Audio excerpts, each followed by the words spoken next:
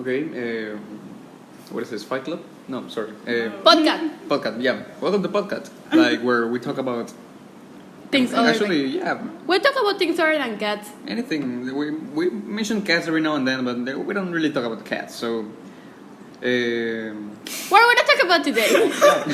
Okay, so today we are going to discuss the book that I read for the last, 3 months. It's pretty great. I loved it. Again, I cried. Again, it's called Last Night I Sang to the Monster by Benjamin Alire Sáenz. So Science? Sáenz. Like our physics teacher? Yeah, Sáenz. Oh. Like with the apostrophe. No, not the apostrophe. Does that have a name in English? No, La in tilde. Spanish it's la tilde, but... Well, yeah. So, what can I say about the book? I guess I'll start with the plot. First 2 lines of the reading is: some people have dogs, not me. I have a therapist. His name is Alan. I'd rather have a dog. So Humoristic, I say. yeah, humoristic, but also like kind of pessimistic. Like Yeah. we'll get to that. yeah, what I feel is like It opens to being the reader. humoristic to oneself. Yeah. Like, and I'm not good at all. Like not in a good way. I feel. Yeah, like those moments you make a joke about yourself and everyone laughs and you're like, I'm actually crying. I'm trash. I meant it. Like when you say you want to hear a joke, what, my love life, and everyone starts laughing, and you're like, okay. You're laughing too, but Exactly. also crying. Like Yeah. yes, that's the feeling that Accent mark. That's accent mark. yeah. That's Okay, so it. Sáenz has an accent mark in the A for Spanish. Yeah. Because the other is Mexican. He has Mexican family, but I think he's not Mexican. I forgot. He lives in El Paso, Texas. That's where most of these his books are Polish? settled. Yeah. The setting. Yeah, the setting is mostly El Paso, Texas.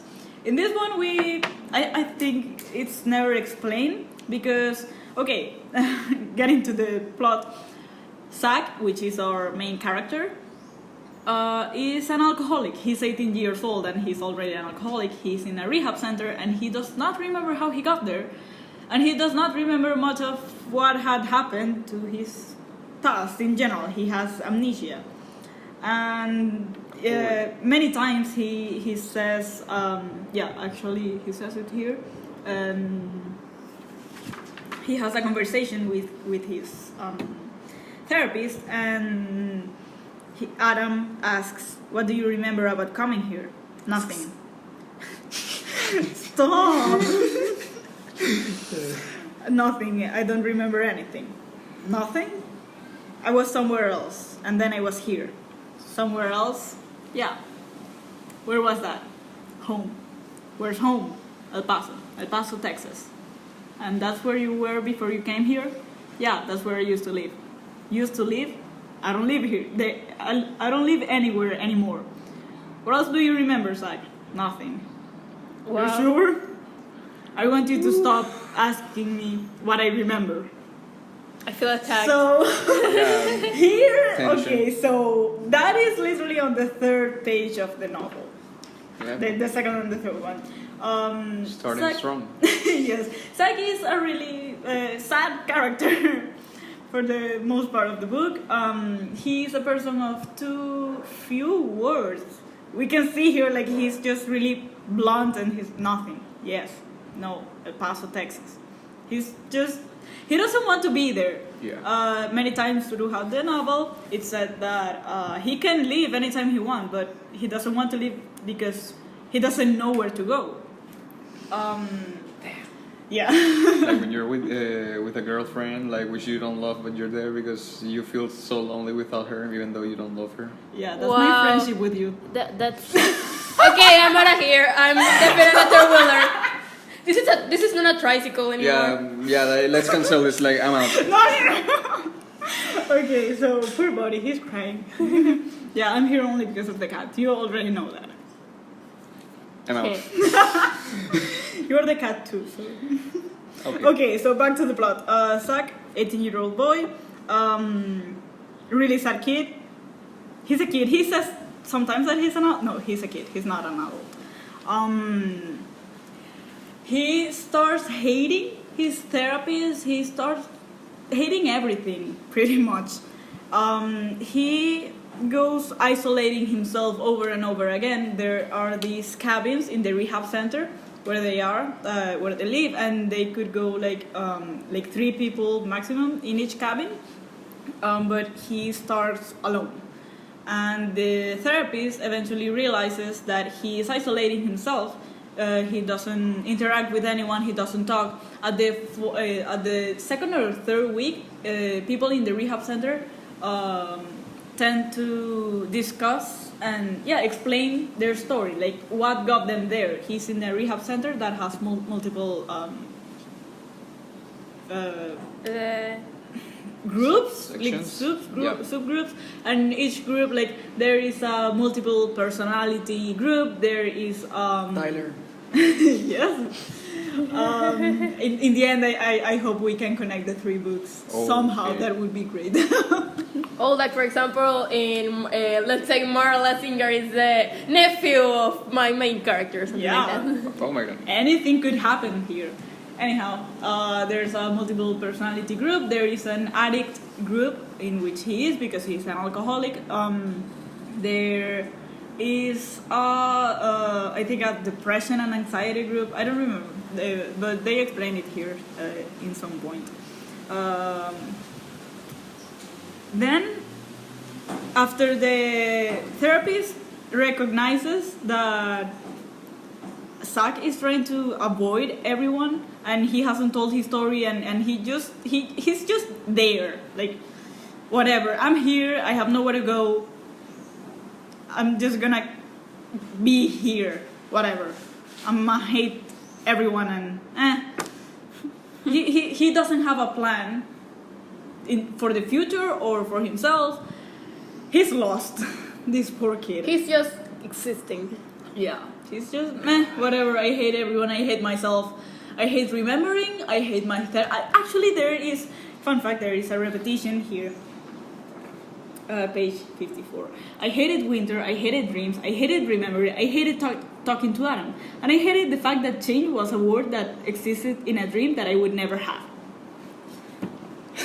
Hits hard. Yeah, so that's a repetition right there. Yeah, we can see he hates it. Yeah, he hates. No, I think he hates everything. I mean, maybe he hates everything. Nah. We can infer that. It doesn't say it explicitly, but Yeah. sure. Again, one can never know 100% for like, still we must People assume are a he's- mystery. Yeah, exactly. So, yeah, after the therapist realizes this, he says, you know what? You're going to have a person in your cabin. And Zach is like, yo, I don't want that.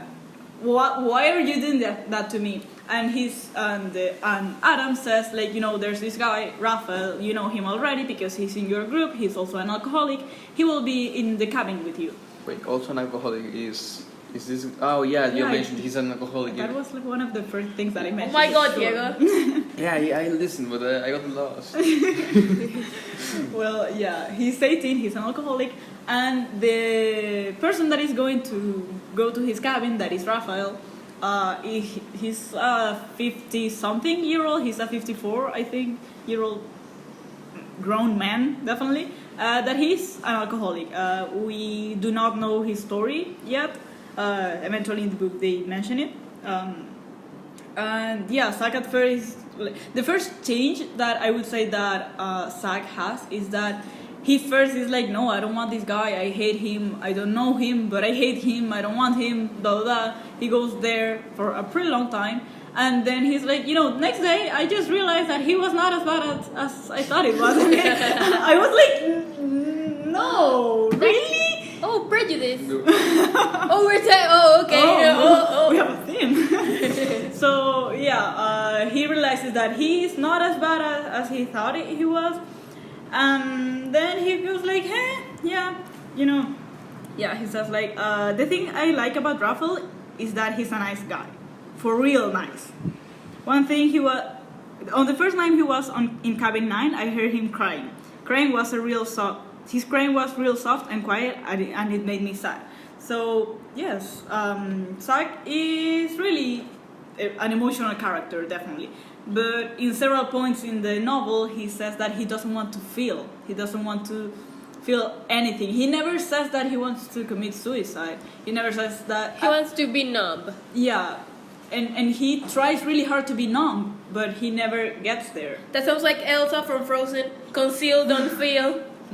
Oh my. Conceal, don't feel. Don't let them know.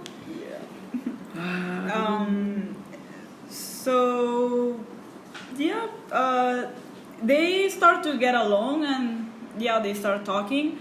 Zack sees Raffle as yes, this old dude, but he's a really nice dude. He wants. Eventually, I don't remember in which part of the novel, but he says Raffle hates himself, but he really shouldn't. He should love himself because he's such a really great person. He's a really nice guy, but he hates himself, and That happens all the time. yeah, like people that do not or should not hate themselves do, and some people that should have a slap in the face, they never get a slap in the face because they're like so, I don't know, prideful and whatever. You were going to mention something, Diego? Yeah, isn't like that like a situational irony right there? Which one? Like this guy's like Raphael is like the new guy, right? Yes. Well, the previous guy, what's his name? Zack. Zack, yeah, Zack. Yeah, it's like a cousin thing. Okay. So yeah, Zack. So Zack hates everything about life, but he likes Raphael. He's like, hey, you shouldn't hate yourself. Yeah. Yeah, that's pretty ironic, you know. It's ironic because Zack says, Raphael, you shouldn't hate yourself, but hey, let me hate myself. Yeah. Like, let me be. I will keep being in this corner, hating myself for everything I have or haven't done in my life. Yeah. Like even though it's ironic, I don't think it's like wrong in any way. Like for me, it's like great. Like I wouldn't like Zack hating Raphael. Exactly, and in a way, like yeah, I forgot what I was going to say. Yeah, the point is that I've never been like a really like Hateful? no, how do I say like de acuerdo. Agree. You have never agreed. Yeah, for had just a lapsus for a moment. Like I've never agreed with the thing you said about practice what you preach. Like really, like What I personally have. yeah, exactly. Okay. Yeah, because it's like people who give advice, like love advice to their friends, and they don't even have a girlfriend. I feel insulted because I do that.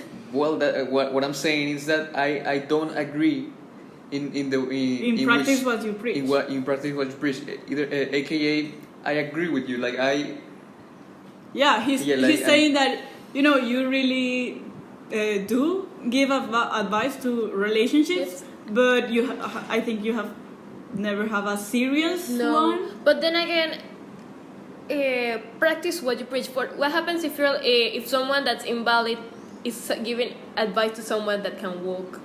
In that case, it's not like they can. It's the same with me. Well, that depends. Like I give love advice, and like why don't I do that? Because I have no one. So in that case, and that's out of your power. Yeah. So in that case, it depends on that. Yeah. Because that philosophy we're going to discuss in a different podcast. Yes. So the point is that I don't think it's fully like on moral or on unethical, like to not practice what you preach. Exactly. there are limits to everything, though. Yeah, limits. Okay. Balance. As all things should be. Yes. Okay. Raphael comes along, and then literally, and then Sharky came along. Sharky is this guy who, yeah, his name is Shark. His Baby nickname. Sharky. Oh my God, no! Shut up. His nickname is Sharky. I'm trying to remember which is his actual name. He's like, I forgot a lot. But anyhow, Sharky is like both Sáenz and Raphael's foil. Because Sharky is my God. like such an Yeah. extrovert, and he's like, oh my, I'm a queen. He's just obnoxious. Yeah. He just gives me anxiety. He's like, Hey, why are you sad? I'm guessing. not there because he's also sad, but Okay. he's also sad, but he never recognizes that he's sad. Zack recognizes that he's sad. Raphael recognizes that he's really sad, and Sharky is like, oh no, yeah, I'm cool. I'm just here. Okay, so Sharky's story is that he's there in the rehab center just to fool a judge that, I don't know, some person has this, I think it was his own father. His own father has this demand. Has charges against him. Okay, yeah. And he said like, I'm gonna be a good son. Let me do rehab. He does like every kind of drug ever. He has done, of course, like alcohol. Yeah. But his main thing is cocaine. So Oh my God. Yeah, Zack, it makes sense. The fact that he's so euphoric Yeah. all the time. I don't know. Yes. Maybe there are little factors like that. Yeah, Sharky always hated Apply. his father because they're the kind of fathers that are like, you have to be like this and this and that, and like really orthodox parents, like, Oh my God. we want the best for you, but they obligate you to do stuff. Yeah. They have your whole Like, life plan, and Sharky is You like, have yo. to be a medical a surgeon because The best type of we say father. so, and that's the best for your future. And we have Yeah. worked so hard, and we are paying your school. But I want to be a pilot. No, shut up. The best type of father is the one that he's not your friend, he's your guide, but like ultimately it's your decision. Yeah. They have to be there, like, Those are okay, I could say like you want to make sports. What about football? No, I want to do basket. Oh, okay, then you can do basket. They're like giving you ideas. Yeah, they Yeah. give you like a they are just guides. yeah guides. Not So just necessarily open to everything, but pretty. Yeah. Ultimately, your fathers should never be. When you're small, your father should never be your friend per se. Like you shouldn't be. You shouldn't see him like an equal. Yeah. Yeah. I don't remember where I Okay. saw that. Cat, get over here. Oh my. Okay, so after Sharky comes, of course, he goes to the cabin with them. So there are the three of them there, and they are just like smiling because Sharky is getting everywhere. Like they as introverts, they use a really small space because they do not want to bother the other person, even though they never said it explicitly. And Sharky just goes like, "Hey, I'm here. Give me space. I'm the queen." So they're like, "Okay, queen, do whatever you want to do."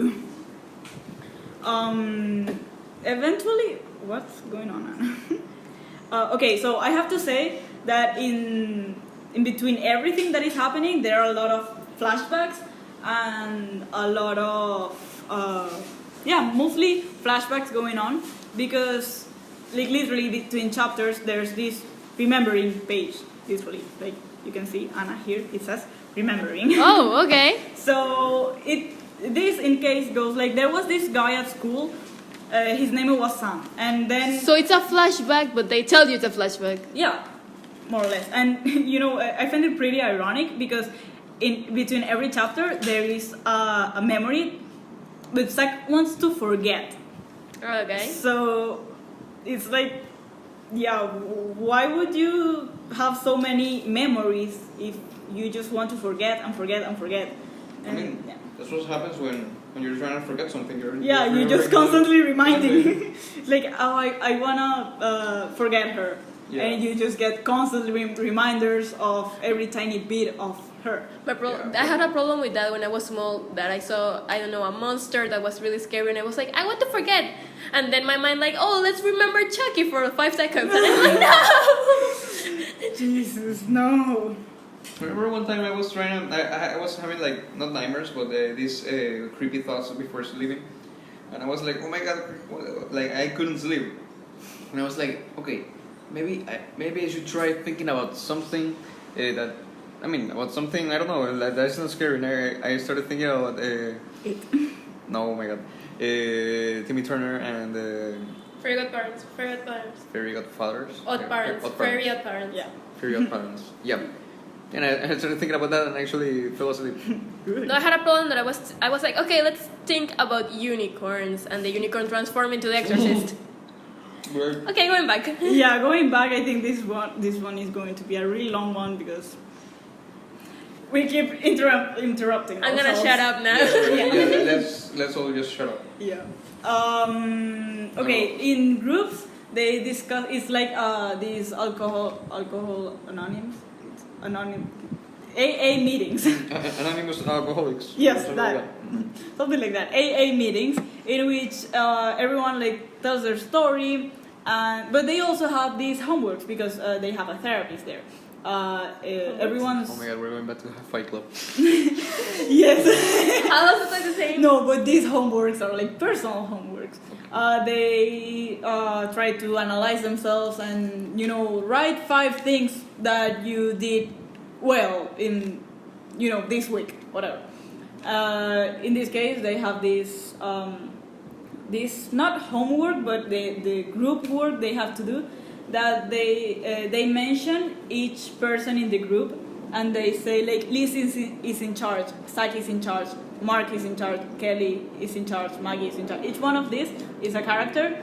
Most of them second characters. Zach is our first character, and then he says, the therapist says, what about we put actually who is in charge in each of our cases. So the list changes to cocaine and self-loathing and negative self-talk are in charge in the case of Lizzie. Zach is in charge. Liquor and isolation and not remembering are in charge. Mark is in charge. Heroin and cynicism are in charge. Kelly is in charge. Marijuana and depression and anxiety are in charge. So they try to be really true about themselves here. Of course, this can go like everywhere because you have a bunch of alcoholics there that are not. I mean, they are getting treated, but they do not have alcohol, so they just like the cat is being so cute right now. They just go everywhere in the sense of emotionally wise. They just burst in tears out of nowhere and nobody knows what's going on. And they have this thing called they cannot save each other, in the sense of if one person leaves the group crying, nobody can stand up and say like, hey dude, what's up, what happened, talk to me, because you are fighting your own fight and this person is fighting their own fight, and everyone should fight their stuff, their internal monster, and actually the monster is a motive here. That's kind of sad. Like sometimes you need a push, sometimes you need someone. Yeah, I mean, you're there in the group, but what's the point of being in the group if you're by yourself? Yeah. I mean, maybe it makes sense. It makes sense, yeah. Like in the end, you have to fight your own monsters, but knowing that you have someone by your side, like, encourages you a bit. Yeah, I mean, sometimes people won't fight the monster for you, but they might help you see something else which that might help you fight this monster. But like, what's the approach in the book per se about that? It's okay. So do you ask me about the themes or? No, maybe the themes, but in that section of that kind of. Does it say anything about why it could work, or what do you think it could work better? Wait, again? I got confused. What? We're talking about, like the of one being by oneself because each one is fighting each one's monster. you're fighting your monster, I'm fighting my monster, she's fighting her monster, I can't help you because I'm fighting my monster. It's not it's not so much of I cannot help you. It's more of your monster and my monster do not necessarily look the same, and we do not know how the monster looks for each one of us. So I mean, people get to be friends there, like Zach and Raphael eventually get to be friends, and they share their story, but I don't think Raphael in some way is this paternal figure in the rehab center for Zach, but I don't think, I mean, directly he does help him, but let's go back at it. Yeah, let's go back. That's further in the story. Okay. In the group, you have to say you have to do a check-in. You have to say physically, how are you? Emotionally, how are you? Spiritually, how are you? And 3 good things about yourself. You have to say them out loud. And the group changes the dynamic from time to time. Sometimes they have this dynamic that I was saying before, Lizzie is in charge, marijuana and alcohol and depression are in charge. There are some other times in which there's a story being told, Anna just stands up and says hi, my name is Anna. You do the check-in, and then the way of starting your story is I was born, and then you go on in however you want. Okay. Zach is a person of just too few words. Therefore, it takes him a lot of time. He's the last one to... You could say, yeah, that's the last story that we hear. Then we have Zach saying, I have a new addiction. I read Raphael's journal. And he has this mental fight with himself, saying, okay, this is not okay, but the guy leaves it on the desk and it's just sitting there and it feels as though it's calling my name. And then we have an extract of Raphael's journal, and we can see that this journal is really helping Raphael, and actually reading Raphael's words is helping Zach. Then in the next part, I guess, we can see we get to know Raphael's story. He was born on a farm. It was his mother who named him Raphael. Long story short, as I remember, both of his parents died in a car crash, I guess. No, he thinks it was a car crash, but he forgot and he doesn't want to remember. He was told that it was a car crash, but it didn't seem like it. But we never get to know what is real about that. The fact is that there were 5 siblings, and there were some twins, some aunt took the twins. He got to his uncle Vincent, and Vincent was not a good guy. Oh, okay. Yeah. The Uncle Vincent. Uncle Vincent. Oh. Uncle, yes, it's that archetype. That type of uncle. What? Okay, wait a sec. What we were going to say, what we were saying before, this is my theory. The people who shouldn't hate themselves do hate themselves, and the people who should hate themselves don't hate themselves. The world is all backwards. See, this is one of my many reasons why God and I are not good friends. Wait. That's Zach's word choice. But yes, it's that kind of uncle. The one that rapes the kid. So yeah, we have this 50-something-year-old big boy, because he's actually, when we go through his characterization, he's just an old person that doesn't have, he knows how to adult, but he, in his soul, he's a kid. Big baby. Yes. And yeah, he rapes him, and he, of course, it's terrible. Eventually, he gets out of the house. He goes to college. goes to California. Eventually, he lives his life, and he gets married too. He has this kid with his wife. He never really loved his wife, but he was like, hey, this is the best thing that I can get, so whatever. I think he was gay. I don't remember. I mean, it's a recurring trope that yes, when the uncle that's rapes, an archetype. When the uncle rapes the kid becomes gay. Yeah, turns out. oh, Turns okay, out okay, gay. no. That- I thought something else. Never mind. Okay. They have this kid, and even though Raphael didn't love his wife, he loved the kid because it was his kid. But he then says, like, I killed my kid. And everyone was like, yo, what is going on? What do you mean by that? And he doesn't literally kill the kid. Okay. He gets into a car crash, and that's what he feels responsible Certainly. for killing the kid, but he didn't kill him. I'm having this kind of deja vu, but it's not a deja vu because it's not the image of this happening, because it is of hearing exactly those words.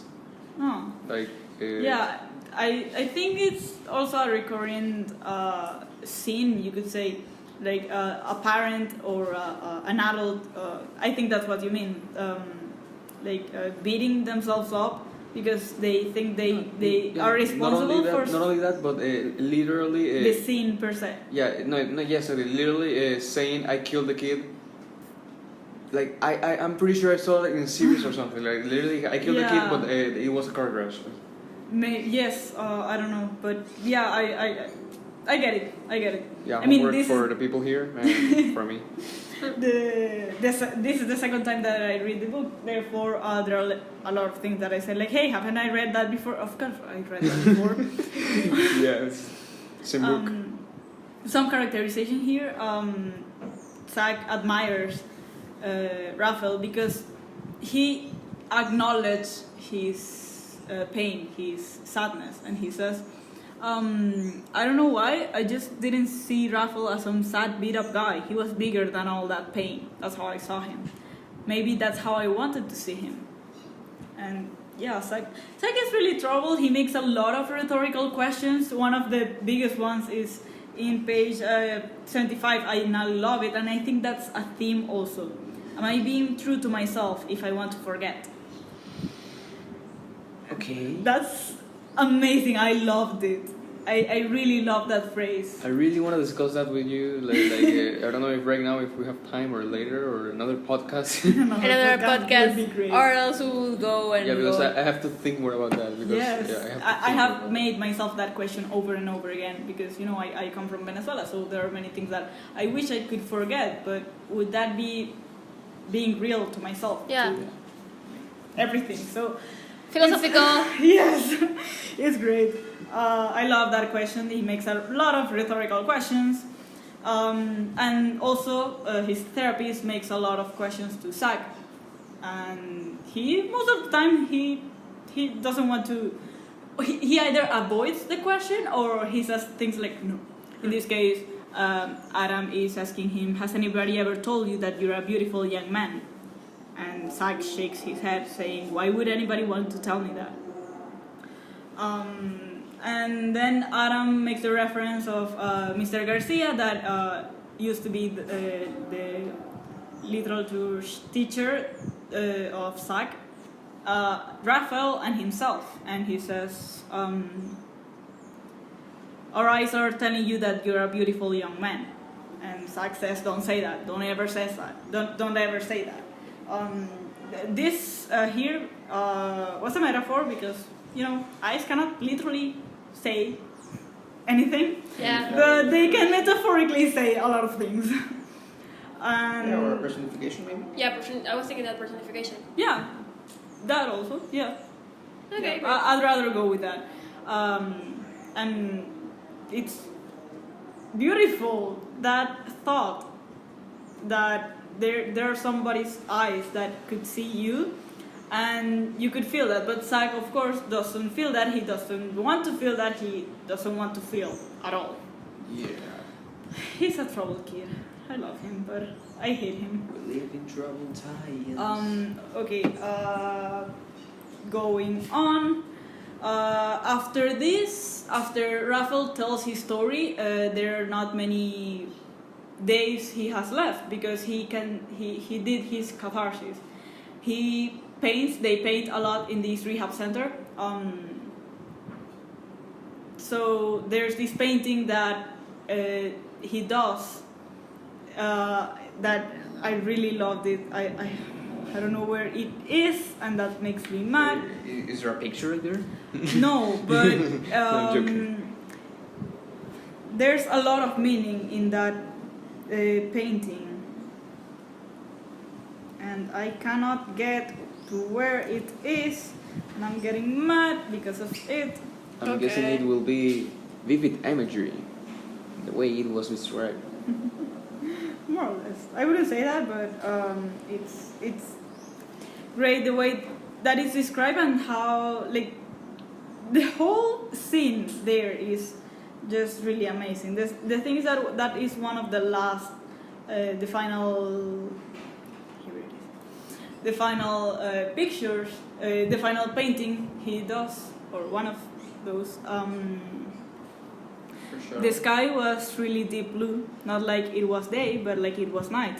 But there weren't any stairs in the painting. And there was this monster that sort of took over the whole sky. And he looked like he was about to pounce on this little boy who was reading a book. God, his painting was really tore me up. And he'd written something on the bottom of the painting, and it was like the words were part of the painting. And it was as though the boy was sitting on the words. So here we have imagery, we have similes, I think we have metaphor somewhere.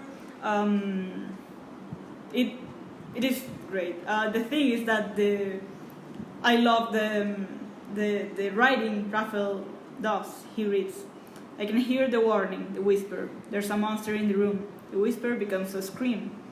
The world is full of madmen. I have evidence. I can prove it. I look around. The room is as empty as my heart. It used to be full, my heart, but that's another story. No one is here. Maybe not even me. I can prove there are madmen, but I can't prove the monster exists. Who was it that whispered the warning? Listen close. The sky is falling. Maybe the monster is outside just waiting for me to step out of the door. Maybe he's already swallowed up the sky. That's what... sorry. What does he want with me anyway? Is he trying to scare me? Is it that? I was born scared. I don't need a monster for that. Maybe the monster lives in the books I'm reading. One of the books is about the genocide in Rwanda, and the other book is about a little boy who gets raped. Who needs monsters? Okay, we're getting a bit deep here. This is one of the best readings that I have ever made. It's so deep. I have most of it underlined. I underlined the things, and you know, I think I was crying at this point.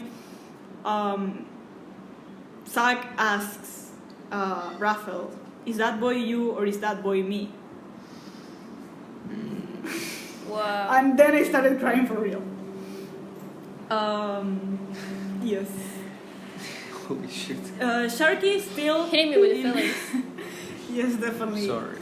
Sharky is still there, but eventually he gets mad, and he just disappears. Like he tries to tell his story, and he does get to tell his story. He starts with, I was born in Chicago, Illinois, to a set of parents who would have scared the hell out of fucking Dracula. Those are his words. And yeah, he goes on with what I said before. You know, the parents said that they loved Sharky, but they didn't show any kind of love towards him. And then after he finishes his story, he just disappears. He's nowhere. And you know, because of the not rescuing thing that I told you about before, nobody Nobody goes to search for goes him. to see where he is, and I got really scared because when in page 132 it's Sharky just disappeared. It was like, if this guy killed himself, I'm going to be really angry. We never know what happens to Sharky at the end of the story. What? And So Sharky simply disappeared. he literally just disappeared. And that's really realistic. Sometimes people get out of your life and you have no idea how nothing went with them. Like they literally just disappear from your life. You never know about them. In this era is kind of difficult because you have social media and stuff. Yeah. But think about your past. There are people in some course or in some camping site. There is at least one person that you have no idea where he or she is right now. Literally no idea, and it's gone. Yeah, Just like that, in an instant, disappeared. And here, but here it was a really good imagery too, because and everything. I could feel my heart, and I knew it was panic. That's what it was. I knew that feeling, like my heart was about to sink into a cold, empty ocean. I hated that feeling that maybe I wouldn't be able to breathe, or that maybe something really bad was about to happen to me. Sharky, where was he? Where? Why? He just told his story, and he was doing the work, and everything seemed to be okay with him, and he was writing in his journal, and he'd been clean for 30 days, and now he was gone, and it was as it all for. And what was it all for, and why had he come here if all he was going to do was leave without finishing the work? I kept breathing in and out. Breathe, sag, breathe. Breathe, sag, breathe. The first, I love this syntax because at first it was like really straight to the point. That's what it was. I knew that feeling in my heart that was going, but I hated that feeling. So there are like questions and structures that are really short, but then we have this really long question that, when you rant about something that you go, and this could go bad because this could happen, and this and this and this and this, and you just go on and on and on, and your mind just doesn't stop, and that's the feeling that I got, while I was reading this. I needed air, but in your head you do not need air, and you could go screaming in 40 minutes straight, and there's nothing to stop you. There's literally nothing to stop you but yourself. So yeah. I think you gotta be a bit emotional there. Yes. She's living the novel. Yes, it's really powerful, everything here. Like every characterization, every motives are really, as I said, one of the motives is the monster. That's definitely one. Because it's a recurrent image that we get ever since the beginning and ever since the end, and ever until the end, we hear the word monster, monster in different scenarios. We, the image that the author was trying to portray when he described the painting of Raphael, I just really remembered the monster, the Demon Gordon. Demigorgon. Yeah, that. Sorry. Yeah, I just really pictured that. Or the small one or the big one? I don't remember. Just The Demigorgon. Demogorgon was the first one. Demogorgon was the first one. I think it was the first one. Yeah. I don't know. Gorgon. Gorgon. Okay. The monster. Yeah. So yes, he just panics a lot, and eventually he just doesn't mention Sharky anymore. And then, here is when this Raphael mentions, like it's after Sharky leaves that Raphael says, "I killed my son." And then he goes explaining that there was this kid who was called Joaquin, his own kid. He would be 18 years old by now, and in that moment he sees Zack, and Zack just says like, What? "What?" What?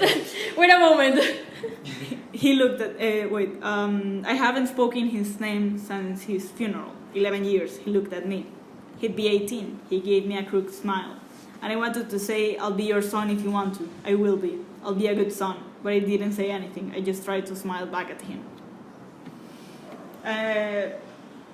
He was adopted, Joaquin. My life fell apart after he died. He was adopted. My wife, I don't really think she wanted to go through with the whole adoption thing, but she went along. I guess she could see how much I wanted to have kids. I think she knew I loved him more than anything in the world. She felt left out. She was left out. When he died, she moved out. She moved on. I think she hated her for moving on. She hated me back for not moving on. She grieved too, but she couldn't live in all that sadness. Me, I just drank. After a year, she left me, but I left her long before that. I don't forgive myself. So yeah, they spent like 11 years or something married, and you know, he felt nothing. He was numb because of the pain, because of the alcohol. And then eventually Sáenz says, he hears himself say, "Don't hate yourself anymore, Raphael. Please don't hate yourself." And after Raphael tells his story, Raphael says, "I feel like the desert after a storm. You know, that is really calm, everything. Yeah. You know, the calm after the storm. Mm-hmm. Yeah. That's how he feels." And The before and after. you could say either, because either one is true. Yes, Sáenz is having nightmares ever since the beginning. Sometimes in the remembering page, he describes a nightmare that he's having, and there's a lot of symbolism there, mostly a motive, blood. We do not know anything about blood. There's a lot of foreshadowing too. I'll go to that later. This is gonna be a long podcast. I'm so sorry. Yeah, I'm seeing the book right now. Yes. You're basically explaining every single page. I think that's the thing. I'm sorry, but it's just a really good book. Raphael hasn't sung ever since the funeral of his kid, and in this moment when Sáenz is having a nightmare, he sings to him. And Sáenz says, "I knew right then that Raphael would be leaving."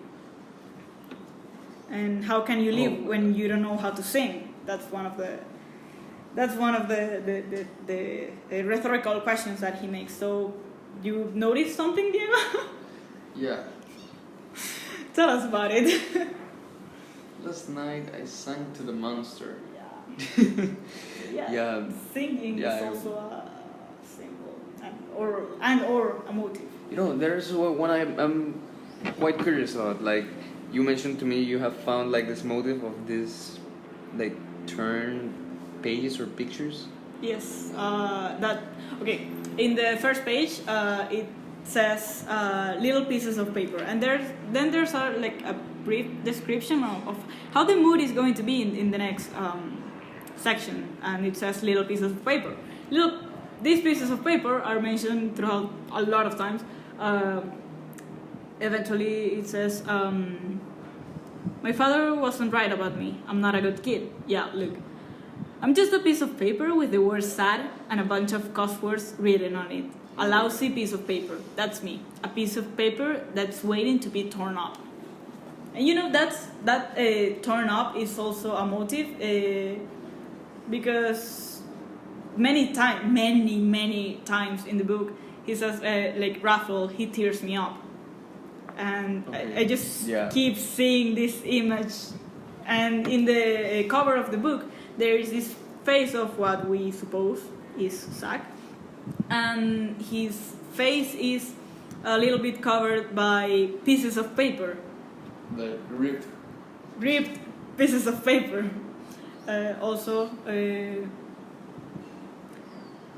This piece of paper could represent anything, mostly like some words that are in Sáenz's heart and how he defines himself.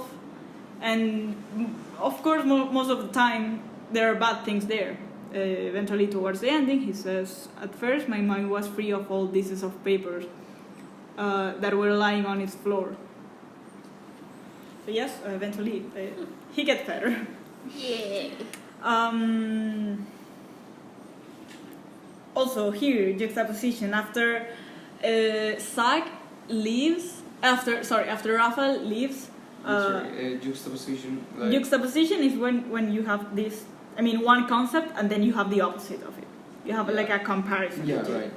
Yes, I have a little bit of trouble remembering each and every one of the literary devices, and they all with weird names, and I'm like, okay, wait, which one was that one? Yeah. Yeah, okay. So yeah. Okay, yeah. Here, in this case, is juxtaposition. I'm fighting myself. I know I am. 1 minute I want to remember, next minute I want to live in the land of forgetting. 1 minute I want to feel, the next minute I never want to feel anything ever again. 1 minute I want to learn how to sing, the next minute I want to hate Raphael for reminding me that there are songs in the world. I'm beating the crap out of myself. I'm living in a space between day and night. I want to move, I want to stay still. I want to sleep, I want to be awake. I want to be loved, and I want to be left alone. Again, he's really troubled. He has this huge, complex mindset too, and he's fighting himself. Eventually, Adam says that to him. You know, you're fighting yourself, and Fight club. Yes. And the worst part of everything is that you're fighting the best part of yourself. Okay. I love that because there's a contrast right there. Yes. I'm not going to talk about the last 40 pages of this because that would be like really spoiling the end, and I really don't want to do that. What's that reading report? I mean, you already spoiled the uncle part, so. Yes. I'm joking. You could go quickly an overview, like not explaining every single page. Sorry.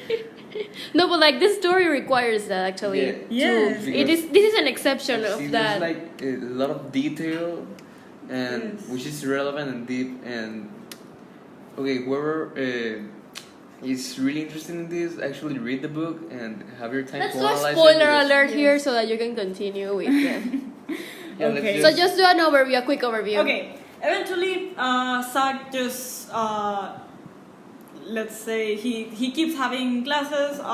He doesn't say goodbye to Raphael because he has so many feelings that he just doesn't. Raphael applies.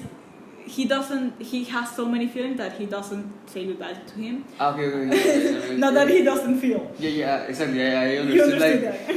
You know, you have so many. When you have so many things to do and you just lay down thinking, oh my god, I have so many things to do, but I am not moving a finger. That you could say that. Yeah, that's how I saw it. Raphael puts kind of pressure and guilt to Zach, saying like, do I really have to leave this place not listening to your story? Because they have become like so tied with each other, they have become like a family to each other, that Raphael is just like, dude, I want to hear you. What happened to you? Eventually, he remembers. He sketches and he remembers. I love the syntax of that part there. In the last part, it starts with another season. All this time, it was he came to this place in New Year's, so it was winter. Okay. And It's not spring. it says another season at the end of the story. It says, I've lived 18 years in a season called sadness, where the weather never changed. I guess I believed it was the only season I deserved. I don't know how, but something started to happen. Something around me. Something inside me. Something beautiful. Something really, really beautiful. So, okay, first I want to analyze the part when he says a season called sadness, and throughout the whole book we had seen winter. So, yeah, winter and sadness, like, go together. They're usually winter is a symbol Of sadness or depression. And people, sometimes they have this weather weather depression, something Yeah. called like that. That when it's winter, they just go depressed, and when it's summer, they are like normal and happy even. It's 10%. Oh my Yeah, god. that's so weird. Oh because my God. I still find all We're of gonna be that fine. so relative because, you know, sometimes when I think of winter, like you can also think like about the kids playing in the snow with Of Christmas course. and Yeah, it Christmas depends. It lights. depends on the story, actually. Yeah. Yeah. And also it depends on the person because what if you're thinking about Christmas and all that stuff, but that's Yeah, bad I mean, to you? In the Kite Runner, the winter was a good moment because Yes, exactly, the kites. Yeah. there was the kites and everything was fine, and then everything was not fine. But then, Yeah. Yeah. Okay. Whatever. Uh-huh. okay,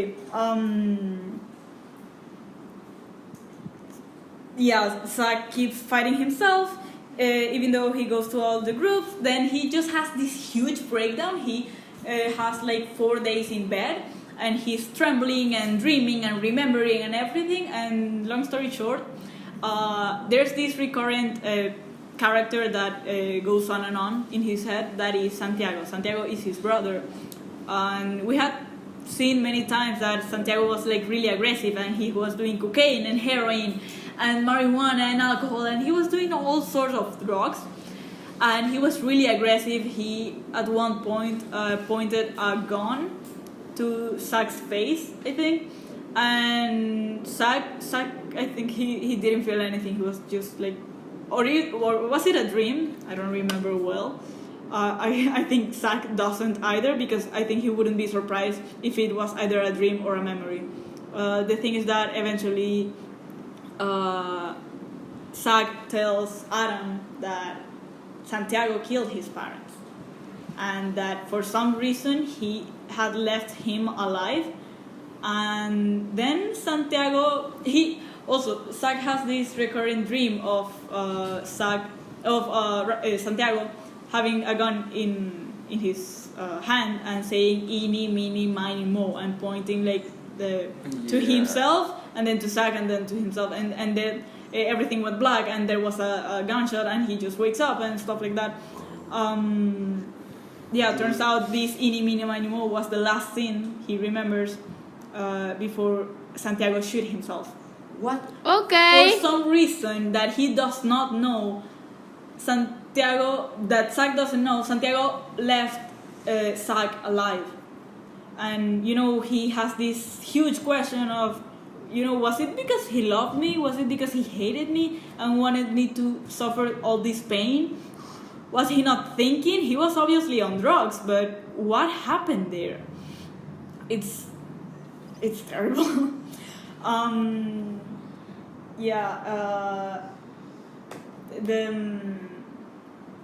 Then after all this, Raphael had left already, and Zack opens this gift Raphael had left to him, and it was his journal.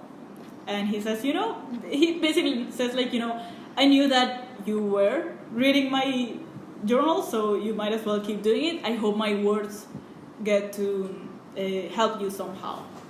And that's great. The last chapter of the book says the word "change" on my heart. That's a rhetorical question. Then we have the change of Zachariah. Zachariah? Yeah, that's his full name, but I don't know how it's pronounced. Okay. Yes. Zachariah. It's great.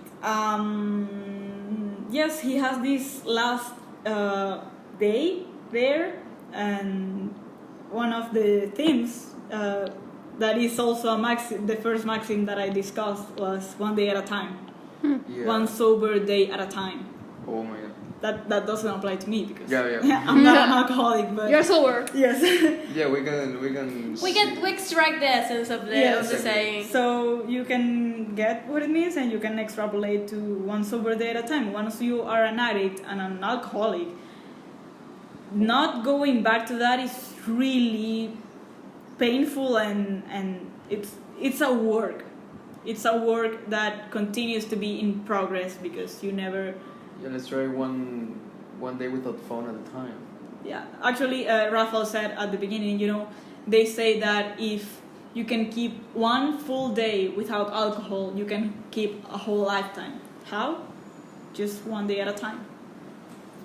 I think that's beautiful. No, that's pretty cool. I really like that. Yes, I really loved it. I mean, So the part that I did not want to spoil was the fact that Zach does not know what he's going to do with his life now that he's better. He had really good grades, but he's like, I know my parents are dead. My brother is dead. The person that is paying for my stay here in the rehab center is my aunt, who doesn't want to deal with me because he has agoraphobia. That is this phobia of He or she? what? It's aunt, or you said he for you said he. My bad. Yeah, she doesn't want him because she has agoraphobia. She's a troubled person too.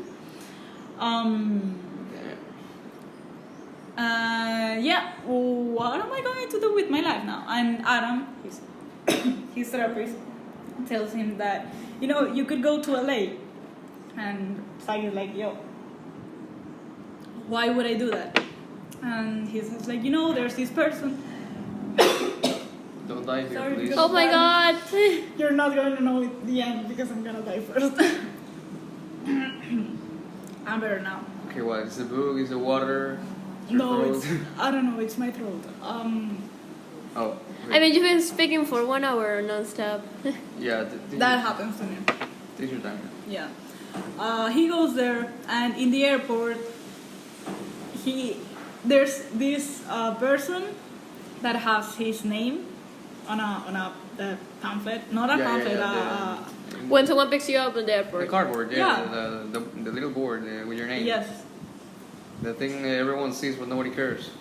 Yes, because it's not you, so you just keep on walking. Yeah, like. Yeah, I always see that in the movies. Like always the guy like. Yeah. How do you know it's a guy? Like in the movies, there's like the guy like shouting, "Hey, Mr. Smith, Mr. Smith!" And it's like, wait, who's Mr. Smith? Who's Mr. Smith? And do you know how many people are Yeah. named Smith? So yeah, the thing is, Zach is. This is terrible, but he says, "I'm not safe. I'm lost again." I sit down and rock myself and breathe. I make myself relax. I think of Susan and her voice and how she called me brave boy. I remember I have Adam's cell phone. That makes me feel calm. If something goes wrong, I can just call him. I'm okay. I'm okay. Yada yada yada. I see a sign waving in the air that reads Zachariah. I see the face of the man who is holding the sign, and I feel my heart running towards the man. Running and running. No. Not running away, but running toward. Running forward. I feel my arms reaching towards the man and embracing him and holding on to him. I am the owner of the happiest heart in all of God's universe. Raphael. Oh my is that God! really you?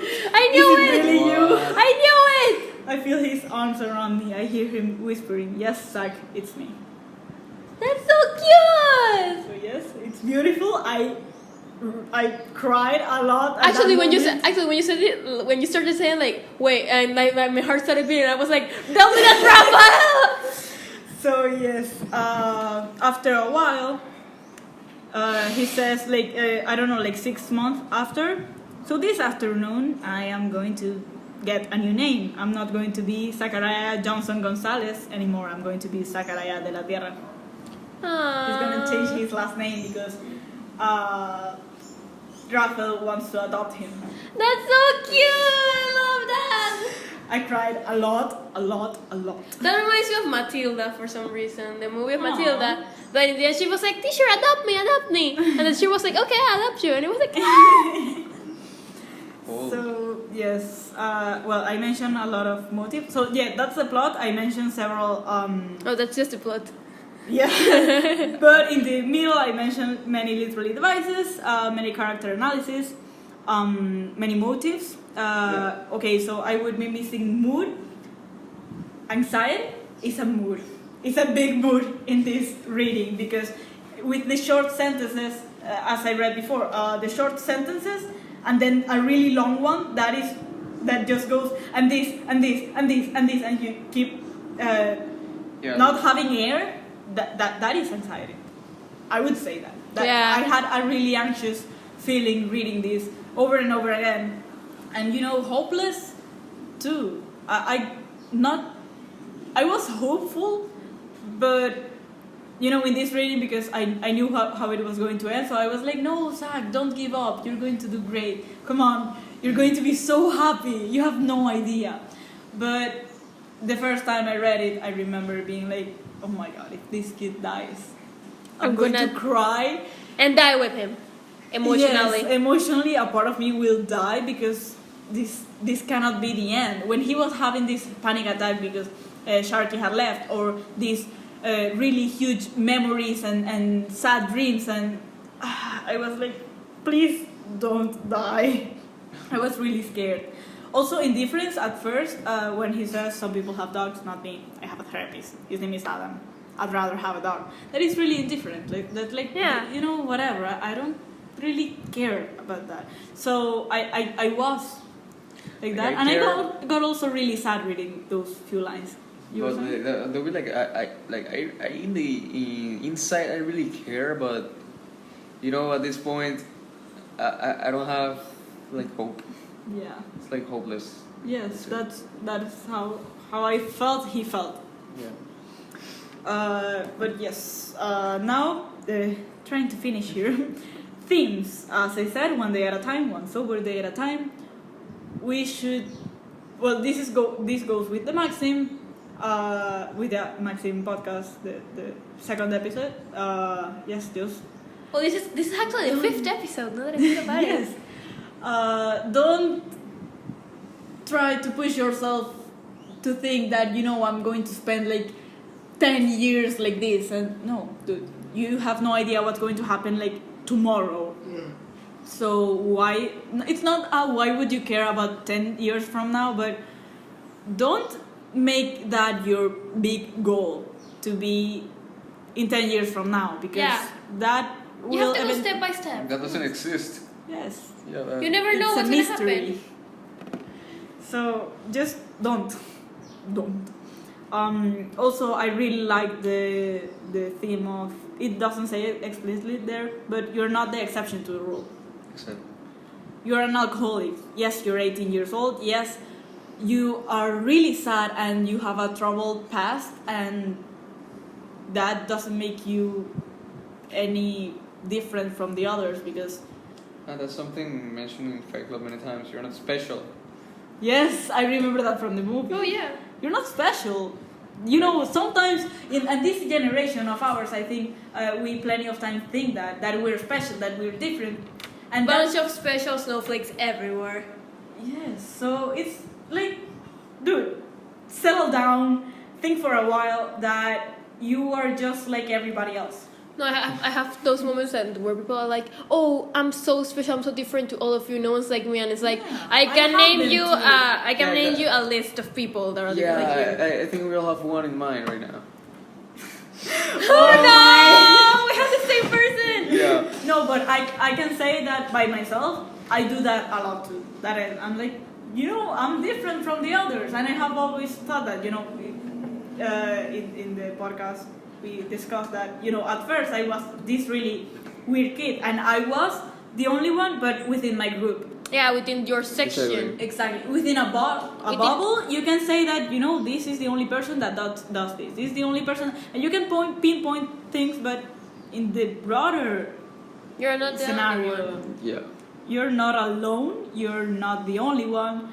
And one of the things that I love is that whatever you have gone through, there was a person that dealt with that before. If you're dealing with your kid killing himself, I'm sorry to tell you this, but you're not the only one that has ever been there.